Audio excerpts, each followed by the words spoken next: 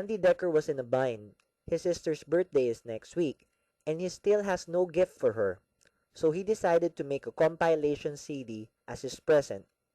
Andy turns on his computer and launches Kazaa.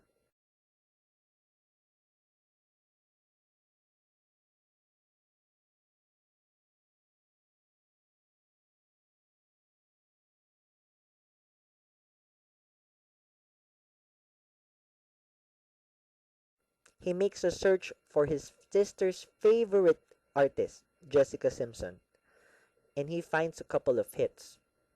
He decides to click on one.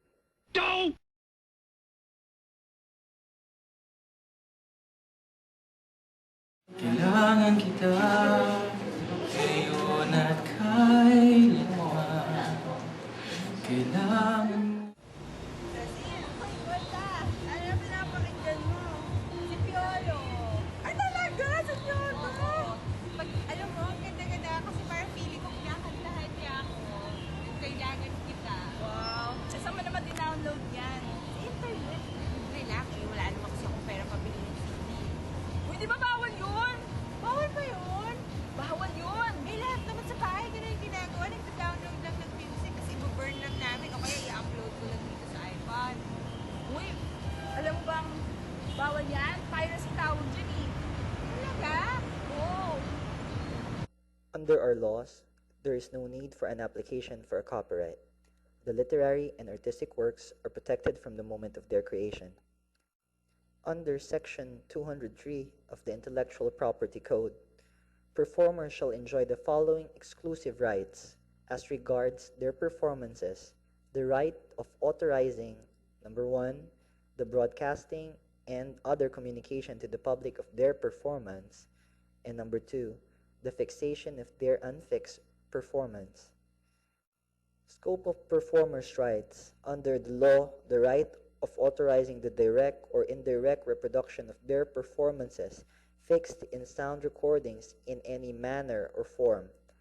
The right of authorizing the first public distribution of the original and copies of their performance fixed in the sound recording through sale or rental or other forms of transfer of ownership.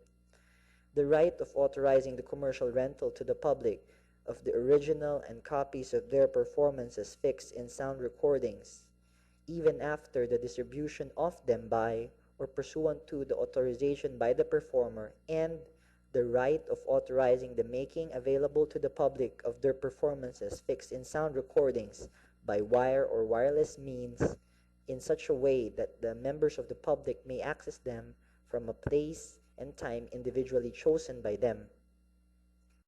Rights of producers of sound recordings.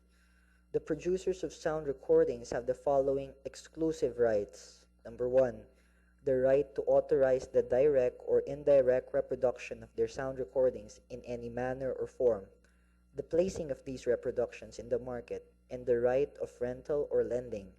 Number 2, the right to authorize the first public distribution of the original and copies of their sound recordings through sale or rental or other forms of transferring ownership. And number 3, the right to authorize the commercial rental to the public of the original and copies of their sound recordings even after distribution by them by or pursuant to authorization by the producer. Also, if a sound recording published for commercial purposes or a reproduction of such sound recording is used directly for broadcasting or for other communication to the public, or is publicly performed with the intention of making and enhancing profit, a single equitable remuneration for the performer or performers and the producer of the sound recording shall be paid by the user to both the performers and the producer. The rights of performers and producers will not apply to, where the acts of the users are related to, the use by a natural person exclusively for his own personal purposes, using short excerpts for reporting current events, use solely for the purpose of teaching or for scientific research, and fair use of the broadcast. It is considered fair use of a copyrighted work when it is used for criticism, comment, news reporting, teaching including multiple copies for classroom use, scholarship, research, and similar purposes. In determining whether the use made of a work in any particular case is fair use, the factors to be considered shall include the purpose and character of the use, including whether such use is of a commercial nature or is for non-profit education purposes, the nature of the copyrighted work, the amount and substantiality of the portion used in relation to the copyrighted work as a whole, and the effect of the use upon the potential market for or value of the copyrighted work. In connection to the fair use doctrine and the unauthorized use of copyright, under Republic Act 8792 or the Electronic Commerce Act of 2000, piracy is defined and recognized as a crime. The law considers as an act of piracy the uploading and downloading of copyrighted works, example music, videos, ebooks, with the use of the internet. Those who violate will be subjected to fines and imprisonment for their infringement on the intellectual rights of others.